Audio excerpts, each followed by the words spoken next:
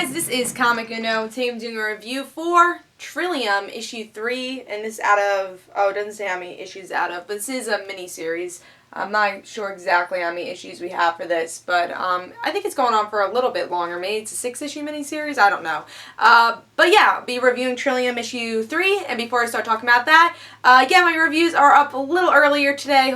Hopefully you guys are kind of used to that. Today's my birthday, so I want to get stuff out of the way, and I read like most of my comics yesterday, so I was able to read everything and get all my reviews up early. And also, of course, we have Comic Uno episode 16, so there are, of course, some exclusive comics for that, and that's Lazarus issue 4, Morning Glories issue 32, Green Arrow issue 24, The Superior Foes of Spider-Man issue 4, and then Earth 2, issue 16. So if you want to go check out those reviews, go to the exclusive, show, Comic Uno episode 16, and that'll be annotated. But let's talk about Trillium issue 3.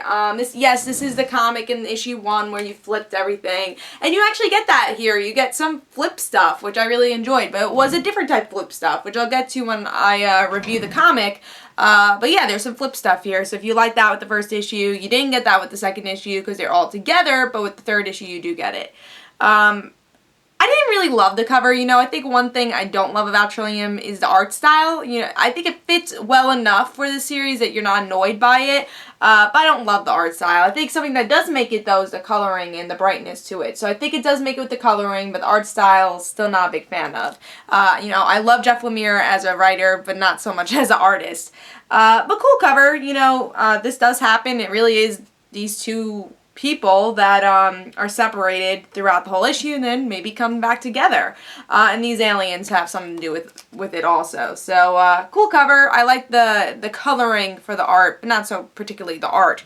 The alien looks kind of cool, though, on the cover, so I guess I could give it that. But let's see what's going on in the story.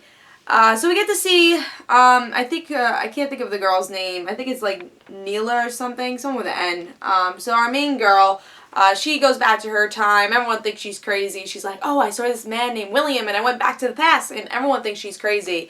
And then when we go back to William's story, his brother thinks he's crazy. He's like, oh, you were in a psych ward before. You're just thinking all this up. This is not real. But the whole point is, throughout the whole issue, both sides want to get into the temple for different reasons. The future obviously wants to get these plants to save their kind, the humankind of the future, and William's brother wants to get into it to get their artifacts that they actually went to the temple for. So, of course, the temple is magical. It's some sort of transportation device for time, and we get to see William's brother. He goes to the future and says, what the hell is all this? And I guess he realizes that William was telling the truth. And then we get our main girl. She goes back to the past, and let's just say time is colliding with each other. So that is what happens in the end. I don't know exactly why time is colliding. Maybe because they both came in at the same time, the past and the future. But some craziness is happening with this end of this issue. Honestly, had a lot of fun with this one. I'm glad that they went back to, this is a perfect example, the flipping of the issues. So if you're in the past, you flip it over. If you're in the future, you flip it over. But it was different. It wasn't like, oh, well, this half is the past, this half is the future. It was both combined. So if you have whoever walking in on you and you're reading your issue backwards, you'll be able to explain why you're reading an issue backwards.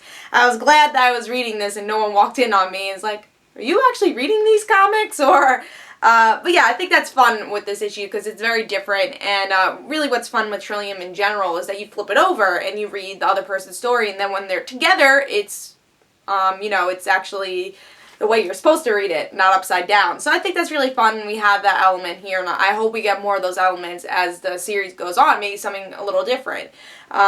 Work with the comic medium in a different way, and I think that's what Trillium really does. And the story was, a page turner, and I think with flipping the issue, you're like, it's even more of a page turner. It's like, flip, turn, so it's more of a page turn. You really want to know what happens next. I think this was definitely, honestly, more of a thriller than The Wake for me. The Wake is supposed to be a very thriller-type series, and it kind of reminds me of Trillium, and I think with this issue, it had more thrill than I did with The Wake with the last issue.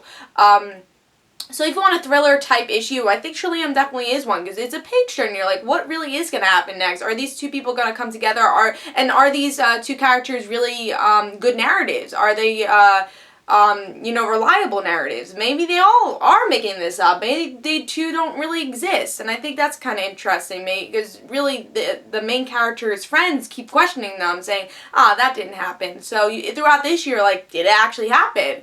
So I think that was really fun about this issue. It was almost my pick of the week. I had a lot of fun with it, but something else did beat it out. Maybe more for the dialogue and more for the art for that issue, because I'm still not a particular fan of the art, but really like the series. So pick it up if you're not reading Trillium. It's a great series. I give it 4.5 stars, and I hope you guys enjoyed. This is Comic Uno, and guys, don't forget to follow me on Twitter for Comic Uno in the right situations, and don't forget to like my Facebook page, and I'll see you guys later. Bye.